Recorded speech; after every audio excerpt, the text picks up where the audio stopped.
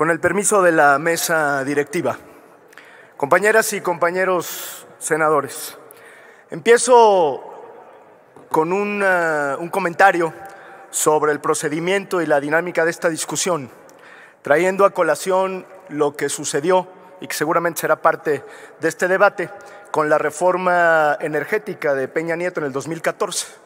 Y se han hecho muchos comparativos de contenido y de forma. Me concentro nada más en la forma, después iremos al contenido. En aquella ocasión, dígase lo que se diga, esa discusión duró 9 meses y eran 9 leyes.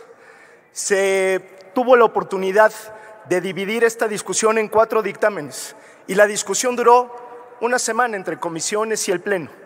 En Movimiento Ciudadano hicimos desde un principio la petición no solo de que hiciéramos un parlamento abierto, sino que además tuviéramos la oportunidad de dividir todo este paquete legislativo en varios dictámenes, porque hay varios de ellos, varias leyes que tienen un noble propósito y que nosotros hubiéramos acompañado. Entre otras, la de planeación y transición energética, la de geotermia y la de biocombustibles. Lamentablemente no fue así y no dejamos nosotros de hacer el señalamiento porque nos hubiera gustado darle mejores noticias al pueblo de México. En unas horas más vamos a discutir aquí sobre la política de la necedad y la cerrazón del vecino del norte. Pero como dice la canción, pues aquí también hace aire de repente. Lo lamento mucho. Debo decir que en Movimiento Ciudadano nos hemos mantenido congruentes en todas las discusiones sobre el sector energético y esta no va a ser la excepción. En el 2013 votamos en contra, 2013-2014, de la reforma energética del PRI, porque no íbamos a consentir que las empresas transnacionales se llenaran el bolsillo a costa de los recursos naturales, energéticos y económicos de las y los mexicanos.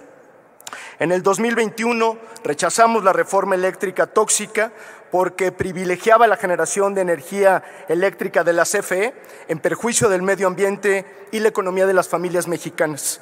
Y también nos opusimos a la reforma de hidrocarburos porque proponía ampliar los márgenes de discrecionalidad en Pemex, alentando la corrupción y la opacidad. En octubre del año pasado, votamos igualmente contra la reforma constitucional en materia energética que buscaba consumir primero la energía de la CFE, la más sucia y costosa de todas, en perjuicio nuevamente de las y los consumidores. Y hoy nos enfrentamos a un nuevo paquete de reformas que poco hace por corregir, mejorar y transformar el sistema energético, repito, en su conjunto. Desde Movimiento Ciudadano estamos convencidos que México, por supuesto, merece una nueva reforma energética, pero una reforma que aliente la competitividad sin descuidar, por supuesto, la regulación del Estado, una reforma con controles estrictos a la corrupción de la que está repleta, por cierto, la historia del sector energético, una reforma que vea hacia el futuro, que piense en las generaciones actuales como en las venideras y se comprometa con la generación de energías limpias y la transición energética. Y por lo tanto, vamos nosotros a analizar, o hemos analizado este paquete con esa óptica. Nosotros estamos porque esta reforma debería de garantizar, primero, que haya electricidad y combustibles baratos para las y los mexicanos. Segundo, esta reforma debería garantizar el acceso eléctrico a todos los rincones del país. Tercero, esta reforma debería acabar con la corrupción del sector energético. Y cuarto, esta reforma debería de privilegiar energías limpias para mitigar el cambio climático y garantizar la transición energética. Desdoblo brevemente cada una de estas preocupaciones. Esta reforma debería servir para reducir el costo de la luz eléctrica y los combustibles para las y los mexicanos.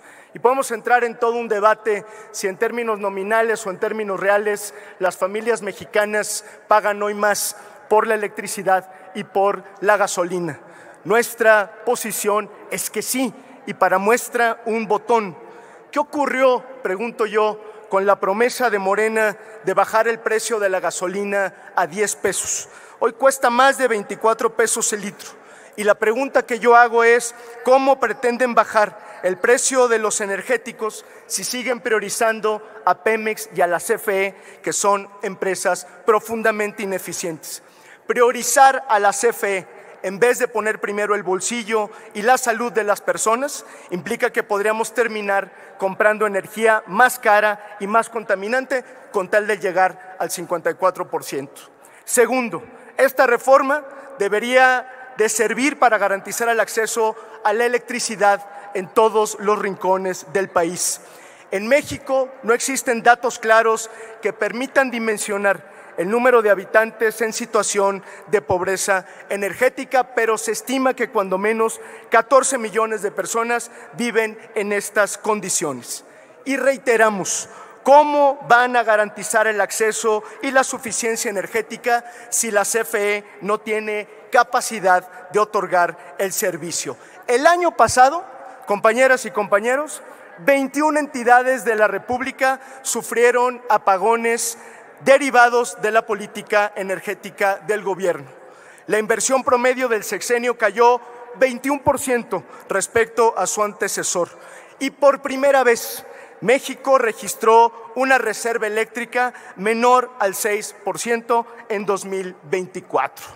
Tercero, esta reforma debería ayudar a combatir la corrupción y la opacidad que durante muchos años ha secuestrado a este sector.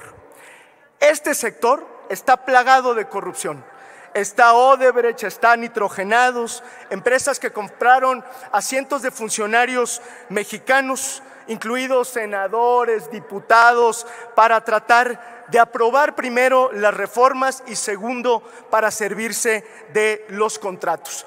Pero debo decirles, compañeras y compañeros de Morena, que ni el régimen actual se salva de esas acusaciones. Para muestra un botón, allí están los sobrecostos en los proyectos de infraestructura de las refinerías y cientos de acusaciones que pesan sobre quienes han pasado tanto por la CENER como la CFE.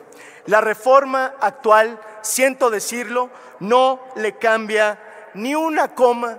No hay ni un párrafo que nos permita a nosotros pensar que está garantizado el combate a la corrupción o el fortalecimiento de la transparencia. Y por último, esta es una reforma que debería servir para mitigar el cambio climático a través de la generación de energías renovables y la reducción de energías fósiles y contaminantes. En México, la política energética no ha estado encaminada a transicionar hacia energías limpias.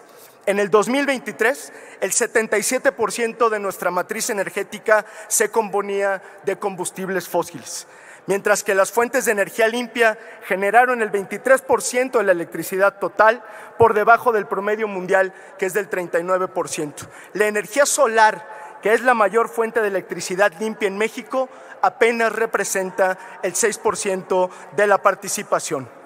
Los cambios en materia de transición energética y energías limpias parecen mucho más actos de buena voluntad que un compromiso vinculante.